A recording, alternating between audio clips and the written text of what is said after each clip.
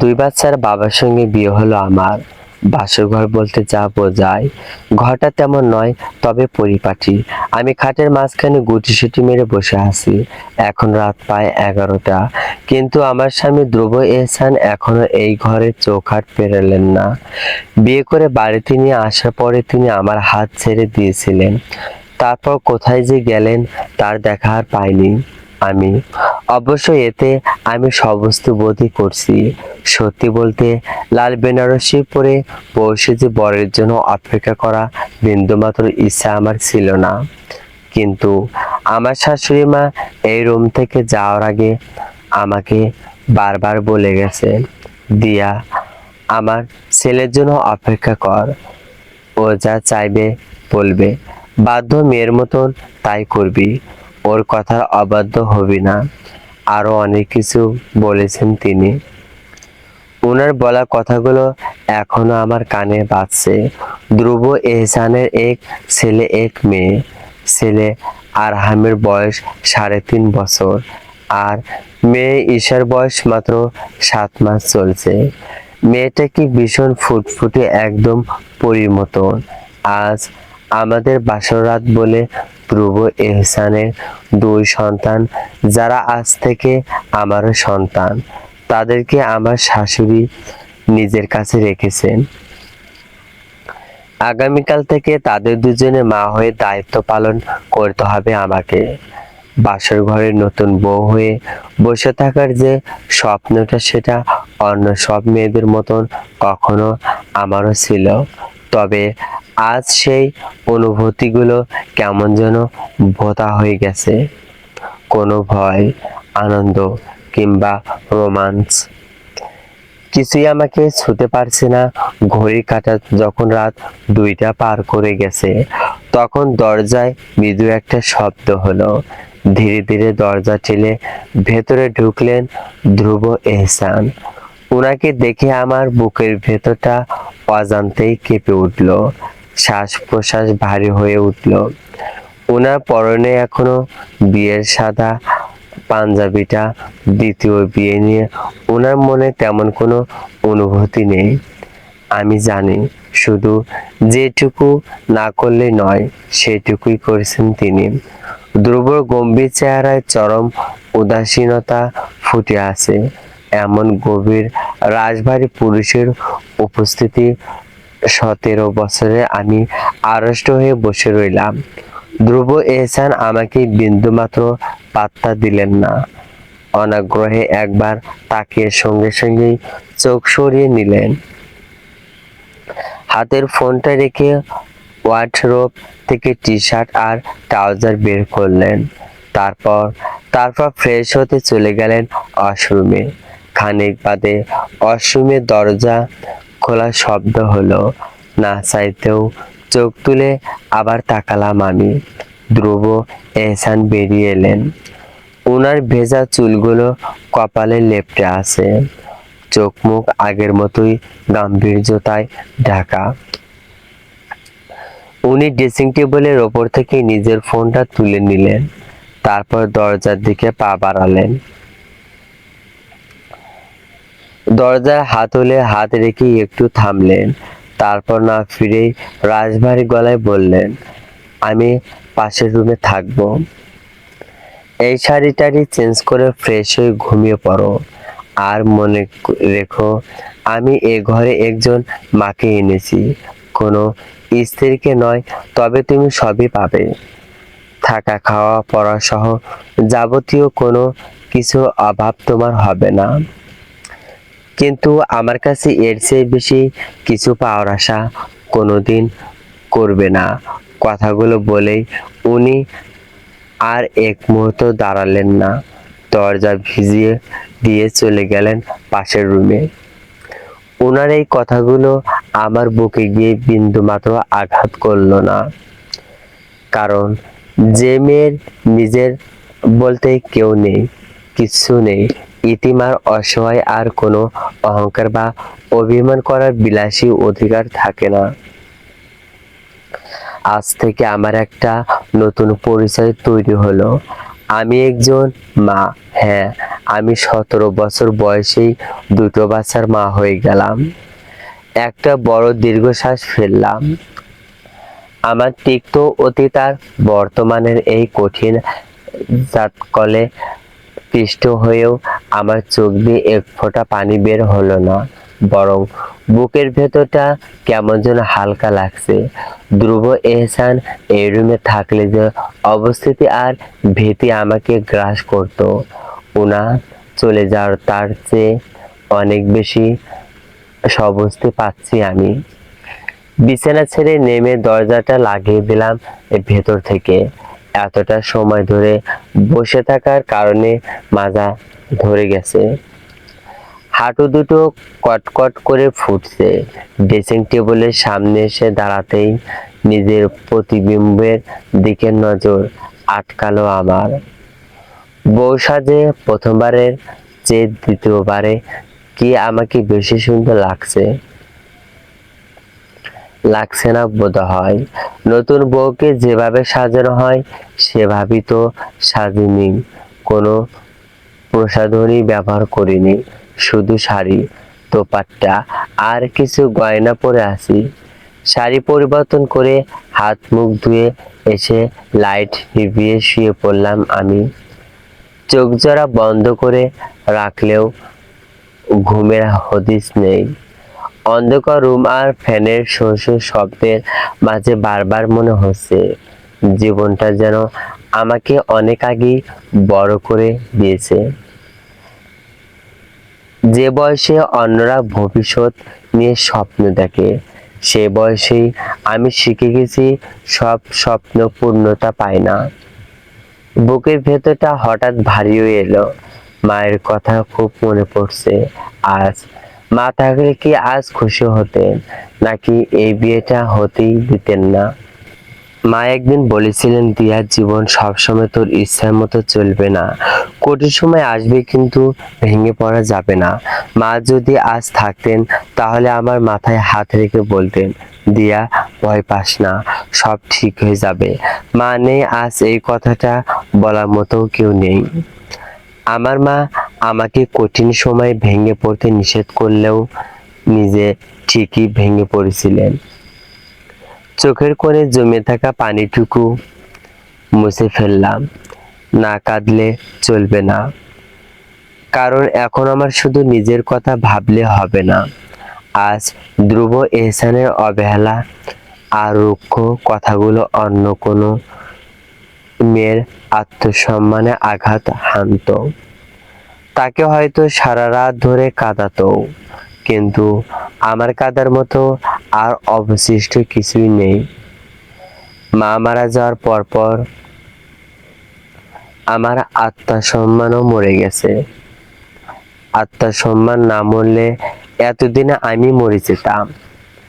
যে মেয়ে এই ছোট জীবনের প্রতিটি পদে পদে বারবার অপমান অপদস্থ হয়েছে, তার কাছে ধ্রুব এই অপেক্ষা তো অত্যন্ত নগ্ন। তিনি এ ঘরে একজন মাকে এনেছেন, স্ত্রী নয়, ব্যস্ত। আমার নিজের বলতে তো এখন আর কেউ নেই। ওই দুটো মাতৃহীন বাচ্চাকে আঁকড়ে ধরে না হয় আমি আমার বাকি জীবনটা পার করে দেব। ওদের মাঝেই খুঁজে নেব আমার বেঁচে থাকার নতুন কারণ। ধ্রুব এহসানের প্রথম সংসার ভেঙেছে মাত্র 3 মাস আগে। ওনার প্রথম স্ত্রী নীলিমা, যাকে উনি বড্ড বেশি ভালোবাসতেন, সেই স্ত্রী অন্য একজনকে ভালোবেসে স্বামী, সন্তান আর সাজানো সংসারের সব মায়া ছেড়ে চলে গেছে নিজের ভালোবাসার মানুষের কাছে। শুনেছি ওনার প্রথম স্ত্রী নাকি বিয়ের আগে থেকে তার প্রেমিকের সঙ্গে সম্পর্ক ছিল। তার বাবা মা এক প্রকার জোর করে ধ্রুবর সঙ্গে বিয়ে দিয়েছিল তাকে। ধ্রুব এই বিয়ে কিছু জানতেন না। ধ্রুব এই বিষয়ে কিছু জানতেন না। বিয়ের পর সবকিছু ঠিকঠাকই চলছিল। ধ্রুব ছেলে আরহামের যখন 2 বছর বয়স, তখন সামাজিক যোগাযোগের মাধ্যমে নীলিমার আবার যোগ যোগাযোগ হয় তার প্রেমিকের সঙ্গে। পুরনো প্রেমিকের সঙ্গে পরকীয়া শুরু করে নীলিমা। স্বামী, সন্তান, সংসার, কোনো কিছুর প্রতি আর তার খেয়াল নেই। একদিন প্রমাণসহ হাতে নাতে নীলিমাকে ধরে ফেলেন ধ্রুব। প্রিয় স্ত্রী এমন সত্য সে নাকি মেনে নিতে পারছিল না। তখন তাদের ডিভোর্স হতে হয়নি। নীলিমার বাবা মা কোনোভাবেই চালনি নীলিমা আর ধ্রুব সংসার ভেঙে যাক। ধ্রুব বাবা মা প্রথমে হতবম্বী করলেও পরে আরহামের কথা ভেবে দমে গিয়েছিলেন। নীলিমাও নিজের ভুল স্বীকার করে বারবার মাপ চায় ধ্রুব আর তার পরিবারের কাছে। নিজের সন্তান আর ভালোবাসা মুখের দিকে তাকিয়ে ধ্রুব দ্বিতীয় সুযোগ দেন নীলিমাকে। এরপর তিনজনের সুখের সংসার শুরু হয় আবার। ধ্রুব ভুলে গিয়েছিল স্ত্রীর সব দোষ আর ভুল। নীলিমা তৃতীয়বারের মতো অনন্ত সত্তা হয়। দ্বিতীয় বাচ্চা নেওয়ার জন্য ধ্রুব আর নীলিমার বাবা মা এক প্রকার চাপিয়ে দিচ্ছিলেন তাকে। তাদের ধারণা ছিল আর একটা বাচ্চা হলে নীলিমা তাদের নিয়ে ব্যস্ত হয়ে যাবে, উল্টাপাল্টা কিছু ভাবার আর সময় পাবে না। তাদের ভাবনাকে বুড়ো আঙ্গুল দেখিয়েছিল নীলিমা। ধ্রুব মেয়ে ঈশার যখন 3 মাস বয়স, তখন নীলিমা ধ্রুবর কাছে ডিভোর্স চেয়ে বসে। তার আর এই সংসার ভালো লাগছে না। ছেলে মেয়ে আর ধ্রুব কাউকে সহ্য হয় না। সে তার প্রেমিককে বিয়ে করবে, তাকে ছাড়া বাঁচবে না সে এই বিয়েতে রাজি ছিল না। তার বাবা মা জোর করে তাকে বিয়ে দিয়েছিল। সে মানিয়ে নেওয়ার চেষ্টা করছে, কিন্তু এখন আর পারছে না। মাত্র 1 মাসের ব্যবধানে ডিভোর্স হয়ে যায় দুজনের। ডিভোর্সের পর থেকে আরহাম আর ঈশা গ্রামে আমার শ্বশুর বা শাশুড়ির কাছে রয়েছে। সংসার সামলে ছোট ছোট দুজন বাচ্চাকে লালন পালন করতে গিয়ে আমার মধ্যবয়স্ক শাশুড়ি হিমশিম খাচ্ছিলেন। ধ্রুব ঢাকায় থাকেন, ওখানেই তার কর্মস্থল। একটি প্রাইভেট কোম্পানির উচ্চ পদে কর্মরত। নিজের যোগ্যতায় প্রতিষ্ঠিত, ভালো বেতন, সম্মান সবই আছে তার। ধ্রুব ছোট ভাই নক্ষত্র পড়াশোনা করেন ঢাকায়। বোনের বিয়ে হয়ে গেছে শুনেছি। প্রথমবার ঠকে যাওয়ার পর ধ্রুব এহসান আর বিয়ে করতে চায়নি, কিন্তু বাবা মায়ের অনুরোধ আর ছোট ছোট দুটো সন্তানের দিকে তাকিয়ে শেষ পর্যন্ত বিয়ে করতে রাজি হন তিনি। আমি অত আধুনিক মেয়ে নই, গ্রামের জন্ম আর গ্রামে বেড়ে ওঠা। মাথার ওপর ছাদ নেই, পায়ের নিচে শক্ত মাটি নেই, পাশে দাঁড়ানোর মতো কেউ নেই। প্রতিবেশী হওয়ায় ধ্রুব বাবা মা জানতেন আমি কেমন মেয়ে। চোখের সামনে ওনারা বড় হতে দেখেছেন আমাকে। ওনাদের আমি ডাকতাম কাকা কাকি বলে। ধ্রুবর বাবা মা, ধ্রুবর স্ত্রী আর তার 2 সন্তানের মা হিসেবে আমাকে বোধহয় উপযুক্ত মনে করেছিলেন। তাই তো এই বিয়েটা হয়েছে শেষ পর্যন্ত। আমি ধ্রুব এহসানের 2 সন্তানের মা হতে পারলেও তার স্ত্রী হতে পারবো না কখনো। আমার মাথার ওপর ছাদ আর পায়ের নিচে শক্ত মাটি প্রয়োজন ছিল না আমি পেয়েছি আজ। ধ্রুব ছোট ছোট 2 সন্তানের জন্য মা প্রয়োজন ছিল, যা উনিও পেয়েছেন। নীলিমার চরম বিশ্বাসঘাতকতা, বিশেষ করে দ্বিতীয়বার সুযোগ পাওয়ার পর। মাত্র 4 মাসে কন্যা সন্তানকে ফেলে চলে যাওয়াটা ধ্রুবকে ভেতর থেকে ভেঙে দিয়েছে। যে মানুষটাকে সে নিজের জীবনে চেয়েও বেশি ভালোবেসেছিল, যার সব অপরাধ ক্ষমা করে আবারও বুকে টেনে নিয়েছিল, সেই মানুষটাই শেষ পর্যন্ত ধ্রুবর বিশ্বাসের ভিতটাকে একদম কুড়িয়ে দিয়েছে। নীলিমা শুধু একটি সাজানো সংসারে ভাঙেনি, ভেঙেছে, ধ্রুবর ভালোবাসার ওপর বিশ্বাস নির্মমভাবে খুন করে গেছে আগে ধ্রুব এহসানকে। ধ্রুবর এই রুক্ষতা আর উদাসীনতা আসলে কোনো অহংকার নয়, বরং নিজের আবার নতুন করে না ঠকানোর এক কঠিন আত্মরক্ষা। ভোরের আলো ফুটতেই দরজায় মৃদু করাঘাত হলো। সারা রাত ঘুমাতে পারিনি আমি। জীবনের ঝড়ঝাপটা, উত্থান পতন নিয়ে ভাবতেই ভাবতেই ফজরের আজান দিয়ে দিয়েছিল।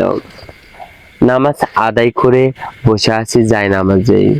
বসা থেকে উঠে জায়নামাজটা ভাঁজ করে আলনায় রেখে দরজার দিকে এগোলো। দরজা খুলতেই দেখি সামনে শাশুড়ি মা দাঁড়িয়ে আছে। উনার কোলে 7 মাসের ফুটফুটে ঈশা। বাচ্চাটা মায়াবী চোখ জোড়া মেলে আমার দিকে তাকিয়ে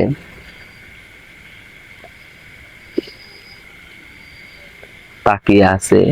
কিন্তু আদুরে একটা বাচ্চা দেখলে আদর করতে ইচ্ছা করে শুধু। ঈশা আমাকে মোটামুটি চেনে। আম্মা ঈশা আর আরহামের নিয়ে মাঝে মধ্যে বিকেল বেলা ফজল কাকার বাড়িতে হাঁটতে যেতেন। তখন সুযোগ পেলে ঈশাকে কোলে নিতাম, আদর করতাম, আরহামকেও নিতাম। সেও আমাকে চেনে। আরহাম আগে আমাকে ফুপু বলে ডাকতো। অবশ্য গতকাল দাদা দাদি শিখিয়ে দেওয়া আম্মু বলে ডেকেছিল। আম্মা মৃদু এসে বলেন, উঠেছিস? এই নে তোর মেয়ের 2 রাখ, আমি রান্নাটা সেরে ফেলি। আমি ঈশাকে আমার কোলে তুলে নিলাম। নরম তুলতুলে বাচ্চাটাকে কোলে নিতেই বুকের ভেতরটা কেমন এক অদ্ভুত মায়ে ভরে উঠল। আগে এমন অনুভূতি হতো না ঈশাকে কোলে নিলে। গতকাল হয়েছে, আবার আজকেও হচ্ছে। এটা বোধহয় মা হওয়ার অনুভূতি। আমার আম্মার রুমের ভেতর এক পলক তাকেই কেমন থমকে গেলেন। কিছুটা অবাক হয়ে রুমের চারপাশটা দেখে নিয়ে জিজ্ঞেস করলেন, ধ্রুব কোথায়? দিয়া এত সকালে কোথায় গেছে? আমি কিছুটা স্তব্ধ বোধ করলাম। মাথা নিচু করে বললাম, আম্মা উনি পাশের রুমে ঘুমাচ্ছেন। পাশের রুমে মানে? ও কি রাতে তোর সঙ্গে ছিল না? আমার কণ্ঠস্বর চট করে কঠিন হয়ে গেল যেন। সঙ্গে কপালে চিন্তার ভাঁজও পড়ল। আমি মুখে কিছু না বলে দুদিকে মাথা নাড়ালাম। আম্মা পাশের রুমের দরজার দিকে তাকিয়ে বিড়বিড় করে বলল, ঘাড় তেরা ছেলে একটা। এতবার বোঝানোর পরও তেরামি ছাড়ে নাই। আম্মা আমার দিকে তাকালেন, নরম গলায় বললেন, ধ্রুব ওপরে ওপরে নিজেকে যতটা শক্ত আর রক্ষা দেখায় ও আসলে এতটাও এমন না। এমনিতেই একটু গম্ভীর আর চুপচাপ মানুষ ও। তার উপর আবার এমন একটা অতীত। বুঝতেই তো পারছিস মা, রাগ বা মন খারাপ করিস না। আস্তে আস্তে সব কিছু ঠিক হয়ে যাবে। তুই তো এখন ওর অর্ধাঙ্গিনী, শুধু বাচ্চাদের মা হয়ে থাকলে তো চলবে না, তোকে ওর স্ত্রীও হতে হবে। আম্মা একটু থেমে দম নিয়ে আবার বললেন, মানুষকে জোর করে ফেরানো যায় না, মায়া দিয়ে ফেরাতে হয়। তুই ধ্রুবকে নিজের কাছে কাছে রাখবি, ওর মন পাওয়ার চেষ্টা করবি। আজ না হোক কাল ও ঠিকই তোর মায়ায় নিজেকে হারাবে। আম্মার কথাগুলো শুনে আমার বুকের ভেতর একটা দীর্ঘশ্বাস দলা পাকিয়ে উঠল। ধ্রুব এহসানের মন পাওয়া কি আদৌ সম্ভব? যে মানুষটা বিয়ের রাতেই আমাকে বলে দিলেন আমি যেন তার কাছে কিছু পাওয়ার আশা না করি। যার চোখে আমার জন্য কেবলই চরম উদাসীনতা, সে কিভাবে আমার মায়ে জড়াবে? কিন্তু শাশুড়ি আমার আশাবাদী চোখের দিকে তাকিয়ে আমি আর কিছু বলতে পারলাম না। আম্মা আবার বললেন, রান্নাটা সেরে নেই। আরহাম ঘুম থেকে উঠে রান্না করলে তো তোর কাছে নিয়ে আসিস। মাথা নাড়ালাম আমি। আম্মা চলে গেলেন রান্না করার জন্য। আমাদের বিয়েটা সাদামাটা ভাবে হয়েছে। এ বাড়ি থেকেও কোনো আত্মীয় স্বজনকে দাওয়াত দেওয়া হয়নি। আমার একমাত্র ননদ কোহিনূর এখনো বাড়িতে আসেনি। আজ আসবে সে স্বামী সন্তান নিয়ে। তাদের হাসতে হাসতে বিকেল হয়ে বোধহয়। শুনেছি আমার ননদ এই বিয়েতে রাজি ছিল না। তার ভাইয়ের পাশে আমাকে মানায় না। আমার আমার চেয়ে অনেক ভালো মেয়ে পাওয়া যাবে তার ভাইয়ের জন্য। আম্মা আব্বা আম্মা তার মতো বিরোধে গিয়ে বিয়ে ঠিক করার সে রাগ করে বলেছিল আসবে না। গতকাল সন্ধ্যার পর কল করে জানিয়েছে আজ আসবে। রুমের ভেতরে এসে ঈশাকে নিয়ে বিছানায় বসলাম আমি। চোখ জোড়া জ্বলছে, ঘুম ঘুম পাচ্ছে এখন। ঈশা বাম হাতে 3টা আঙুল চুষতে চুষতে ড্যাব ড্যাব করে তাকিয়ে আছে আমার মুখের দিকে। আমি মলির মুখে জোরপূর্বক হাসি ফুটিয়ে বললাম, কি হয়েছে আম্মু? ঈশাও হাসলো আমার সঙ্গে। আঙুল খাওয়া বাদ দিয়ে আমার মুখের উপর হাত রাখলো। তার লালা আমার নাকে ঠোঁটে গালে লেপটে গেল। আমি কাঁধে মুখ মুছে আবার তাকালাম ঈশার মুখের দিকে। ঈশা হা করে আছে। কথা বলতে চাইছে নাকি আমাকে আরো কথা বলতে বলছে বুঝলাম না। আমি হাসি মুখে আবার বললাম, আপনি আপনি সকালে ঘুম থেকে উঠে খেয়েছেন আম্মু? ঈশা লাফিয়ে উঠল আমার কোলে। তাকে বুকে চেপে ধরে চুমু খেলাম কয়েকটা। প্রায় 1.5 ঘন্টা পর দরজায় দাঁড়িয়ে গলা খাকারি দিলেন আমার শ্বশুর আব্বা। আমি ঈশাকে কোলে নিয়ে জানালার কাছে দাঁড়িয়ে বাইরে গাছের ডালে বসে থাকা একজোড়া শালিক পাখি দেখাচ্ছিলাম ঈশাকে। আব্বার গলার আওয়াজ পেয়ে কিছু পিছু ফিরতে দেখলাম আব্বা রায়হানকে কোলে নিয়ে দাঁড়িয়ে আছেন। দরজার সামনে তিনি আরহামকে নামিয়ে দিয়ে বললেন, তোমার আম্মুর কাছে যাও। আরহাম আরহাম একবার আমার দিকে তাকিয়ে আবার আম্মার মুখের দিকে তাকালো। তারপর সরল কণ্ঠে বলল, ফুপু। আব্বা আলতো হেসে বললেন, আবারও ভুলে গেছো দাদু ভাই? তোমার ফুপুই এখন থেকে তোমার আম্মু। যাও আম্মুর কাছে যাও, আমি বাজারে যাব। আরহাম গুটি গুটি পায়ে এগিয়ে এলো আবার কাছে।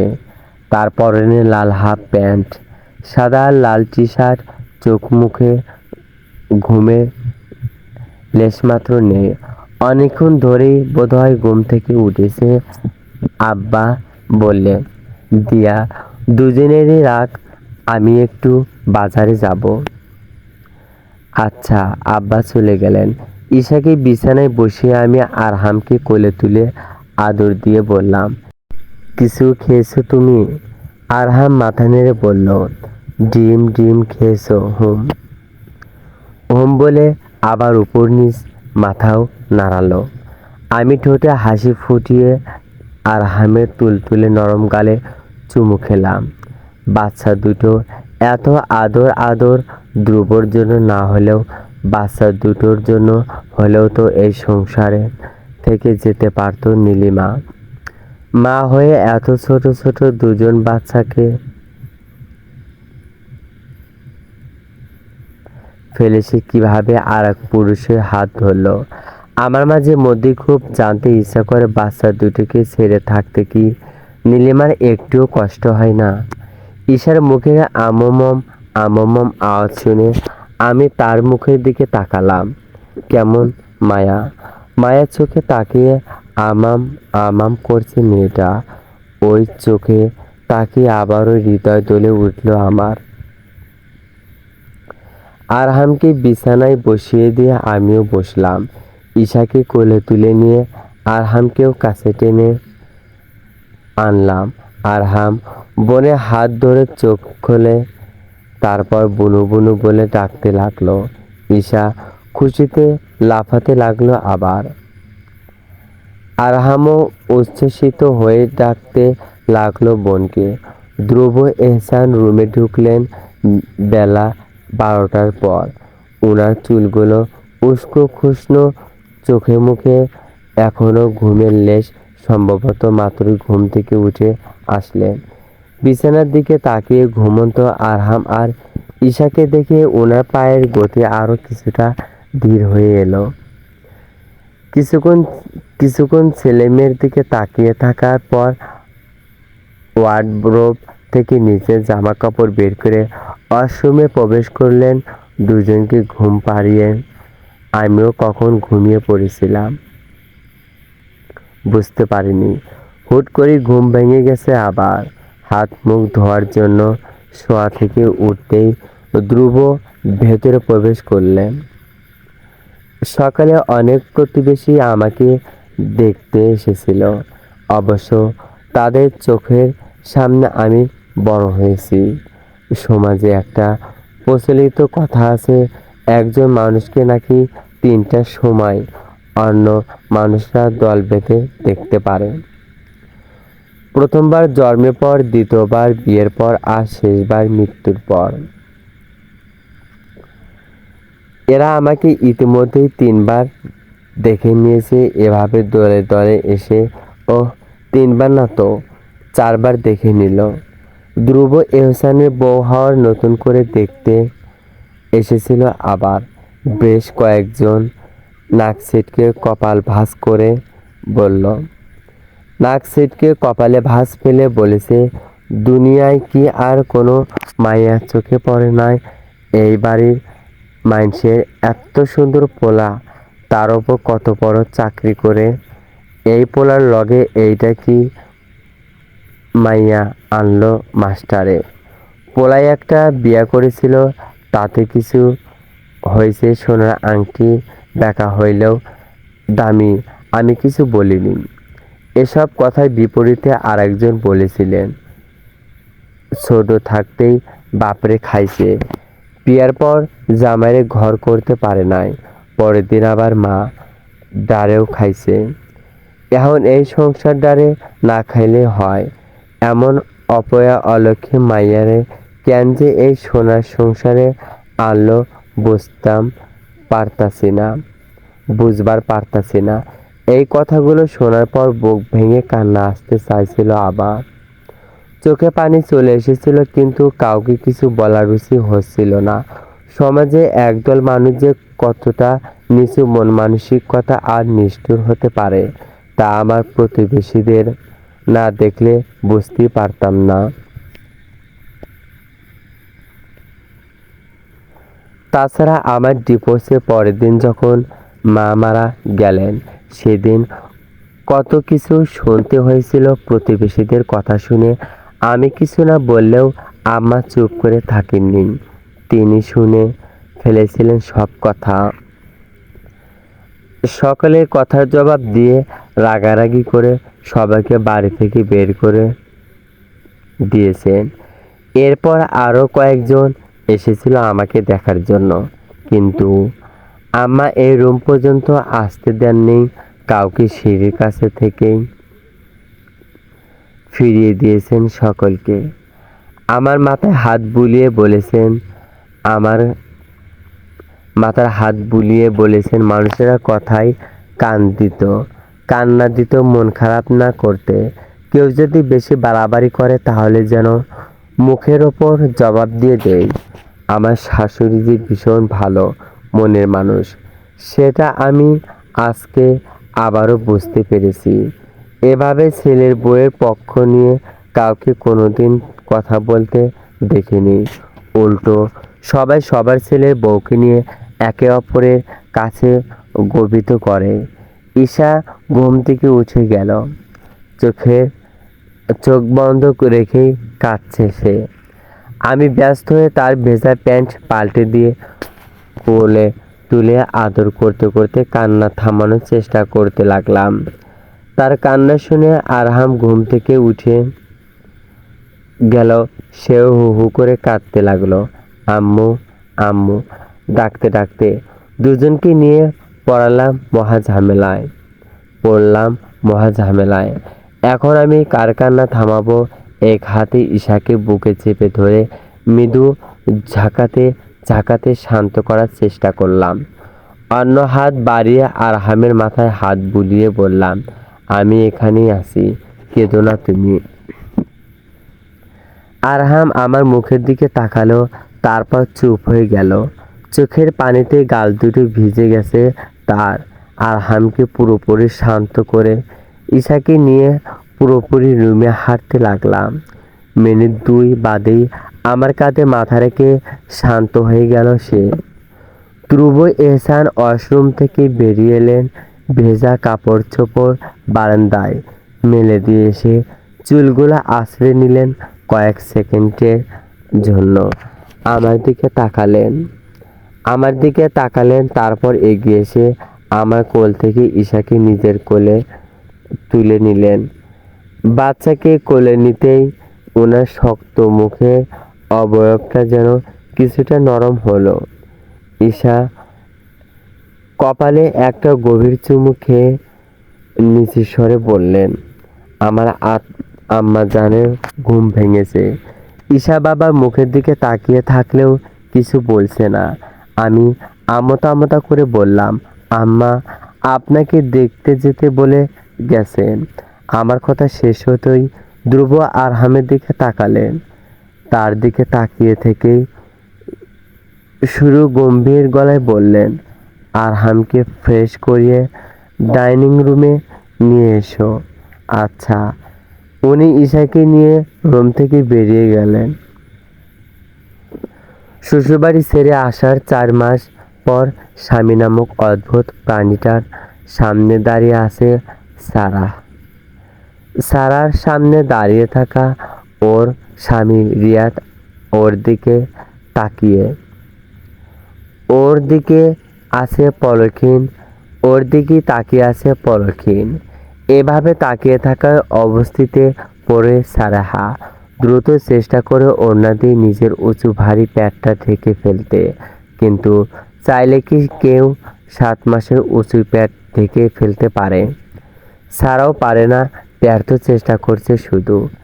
রিয়াদের সামনে থেকে সরে সারি সারি করে রাখা নীল রঙের চেয়ারে বসে পড়ে। অনন্য দিকে মুখ ফিরিয়ে দিয়ে রিয়াদ আগের মতোই দাঁড়িয়ে রইল। ওর চোখ মুখ দেখে বোঝার উপায় নেই কি ভাবছে। বরাবরের মতো গম্ভীর করে রেখেছে চোখ মুখ। মায়ের সাথে হাসপাতালে এসেছে সারা নিজের চেক আপ করানোর জন্য। কিছুদিন ধরে পেটে আর মাজায় ভীষণ পেইন হয়। ডেলিভারি এখনো অনেক দেরি।